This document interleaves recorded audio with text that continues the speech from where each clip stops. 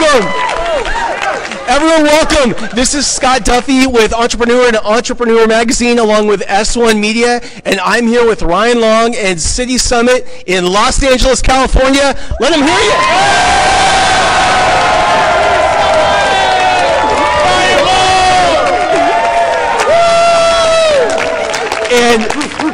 And we have an amazing guest for you today, Tom Bilyeu, who is just somebody I respect so much. Everybody, big hand for Tom. Let's bring him up here. Good to see you again.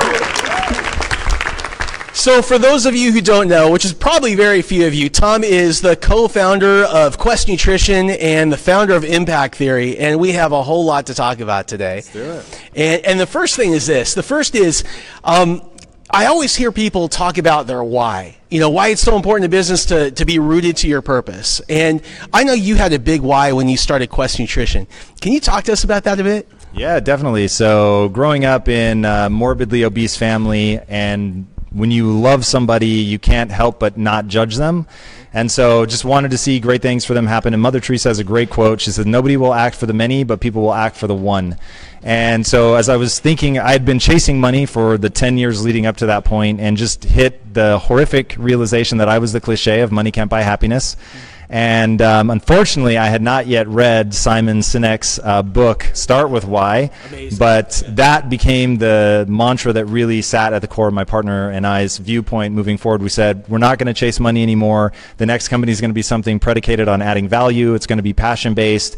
And we're going to ask a fundamentally different question, which is what would we do and love every day, even if we were failing? And so for three very different reasons, me being connected to my family that had struggled so profoundly, wanted to create food that people could eat based on taste, and it happened to be good for them. And our mission was to end metabolic disease. And so that sat at the heart of everything we were doing, from ingredient selection to how you market to what kinds of products you make. Everything went through the filter of, is this actually going to move us towards any metabolic disease or not? And did you know anything about, by the way, you look really good kind of interviewing me here. And well, thank you.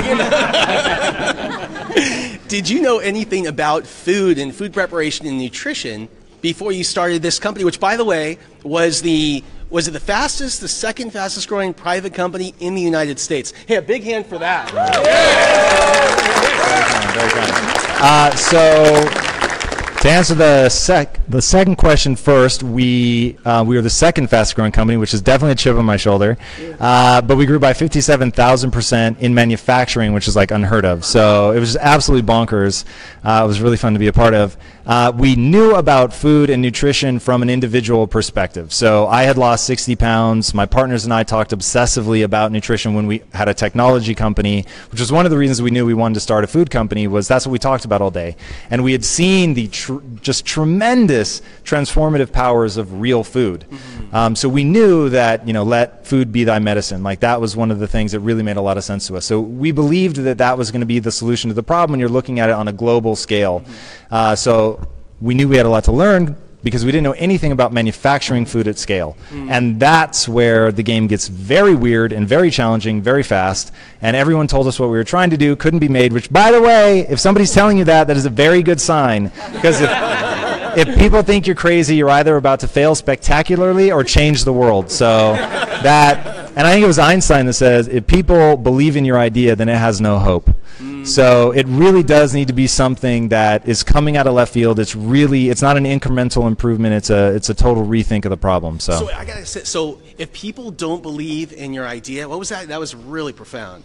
Yeah, if people don't believe in your idea, that's a great thing. It's because people can't see what you see. But the truth is, you may be about to be really wrong, and people have to understand that. And you've got to have the conviction in yourself that you understand something that other people don't understand. It can't be blind belief. It's got to be belief rooted in you see something, right? So you've got to see the path from where you are to where it becomes big.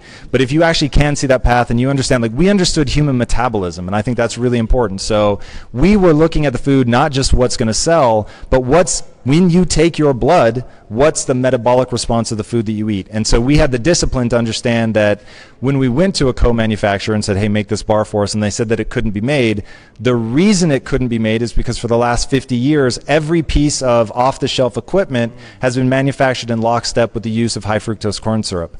So once you understand, that was a choice, right? mind-boggling. It's crazy. There's whole reasons. We won't go into them now. But realizing that, oh, okay, so it can be made. We just have to make new equipment. And so because we were willing to make that choice, because we never intended to be a manufacturer, but we realized to end metabolic disease, we can't compromise on the nutrition. To make the bar we want at scale, we're going to have to become a manufacturer. And so that's what we did. Wow. Wow.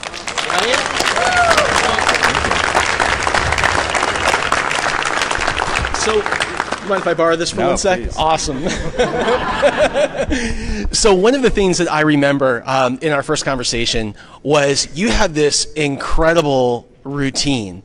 I'd say a lot of people might say it's a crazy routine for when you go to sleep, but it's interesting because people who are really successful do things different. What most people would say is crazy. Sure. Can you tell us about your routine? Yeah, so the important thing to understand about me is I am profoundly lazy by nature.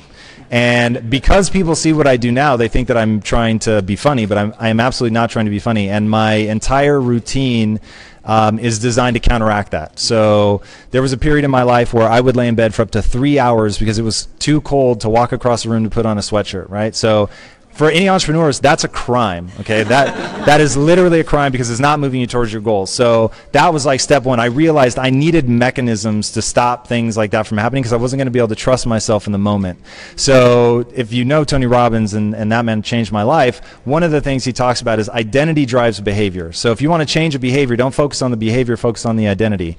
So I say to myself routinely things like, I'm the type of person that fill in the blank. So I'm the type of person that gets out of bed in 10 minutes no matter how tired he is if I've slept for at least 5 hours. So if I wake up after 5 hours sleep and this happens routinely and it's 2 in the morning, I'm still getting out of bed and I'm going to go to the gym immediately because that's my rule system mandates that, and I'm the type of person that follows my rules. So I'm very careful about what rules I put in place, but I go to bed at 9 p.m. like it's a religion. So I'm in bed at 9. By 2 a.m. I've gotten 5 hours. So there are many times where I wake up at that time. My next rule is I'm out of bed in 10 minutes or less. So I get out of bed. My next rule is the first thing I do is go to the gym. So I go to the gym even if it's 2 in the morning. I do my workout, which are preordained as well. I immediately meditate. Then I go into thinkitation. Then I read. And then I do my important things list. So I can, depending on what time I wake up, I'll have a 6 to 8 hour day before my first employee shows up.